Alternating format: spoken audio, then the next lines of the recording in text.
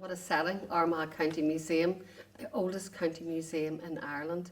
So they have a range of fantastic exhibitions in here. You know, you can see behind me the costumes. They have, they feature the Armagh railway disaster, also a lot of material uncovered during archaeological digs. There's the Tynan hoard from Viking times, but you need to come along and visit the museum yourself to take it all in. Yeah, yeah, and obviously a lot of it is a throwback to the Georgian history, which is what we're here talking to you about with the Georgian weekend tours that you've been piecing together as you do every year. But I'm sure you're always trying to keep it fresh, and so could you tell us a wee bit more about the programme this year and what's on and what's taking part? Yeah, the Georgian Festival is taking part from the 25th to the 20th of November. So we're really excited that it can go ahead this year. There's so many different activities, Connor. They're all listed on www.visitarmagh.com, but there'll be over 50 stalls selling food, drink, crafts, located on the Mall, the ancient racecourse of Armagh, now a fantastic public park, and there'll be stalls in the city centre as well. Now there'll be hot mulled apple juice if you want something stronger. You can savour our locally produced ciders and gins. The Archbishop's Palace is open for tours. Now it is the only time during the year that you can take public tours, and they're selling very fast. So if I were you, I'd book your place for that. They're very suitable for families. Also for families, daytime walking tours around the ancient streets of Armagh, and you'll hear all about the Georgian history and see beautiful buildings. There are activities for children taking place on the Mall.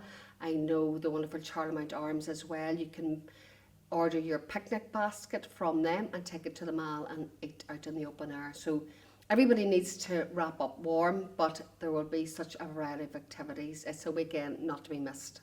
Yeah, and so could you tell us a wee bit more about the Feast Like a Georgian walking tour? What kind of food, what kind of Georgian food would be expecting to eat on this one? Well, for the first time ever, this is taking place on a Friday night. And there's just something special, I think, about the nighttime tours anyway. People seem to be drawn towards those. This year we are eating in two fantastic buildings. The Archbishop's Palace, that's where we start off. And then we will be guided around the streets of Armagh, linking into local history and also the history of food and what Georgians would have eaten. We will be stopping for refreshments at Armagh City Hotel, and then our final stop is here at Armagh County Museum. The chefs that we're working with are our wonderful Food Heartland chefs, Gareth Reid and Barry Smith and John White at Armagh City Hotel. So it's going to be a great evening.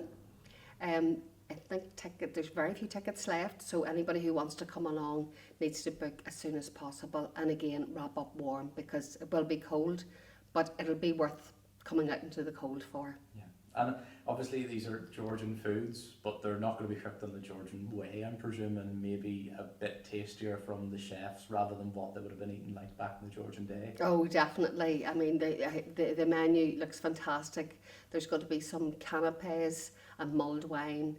We have a whole range of different delicacies. There are duck, mutton, scotched quailed eggs. I'm really looking forward to tasting those. But people will not be disappointed. There'll be a whole variety to suit all tastes. And what's your favourite tour for the festival programme this year? This is really a difficult question because I do like them all, but I'm going to go with the not so gorgeous Georgian Tour. And I know I said that to you last year, but I stick with it. It's a horrible history experience. There's humour in it, but also there's sadness in it because, of course, it wasn't a bed of roses for most of the people living during the Georgian era, and we reflect on that and the harsh living conditions. So it lasts just over an hour, and you cover quite a long route around Armagh. And my associate Leslie is taking that tour today, and it will be fabulous. So book that one. That one. No, and just plain and simple, the last one, we always go for this one. Can you give us in 5 words why you need to be part of the Armagh Georgian weekend? Okay, fun, variety, history, family, and last of all, Christmassy.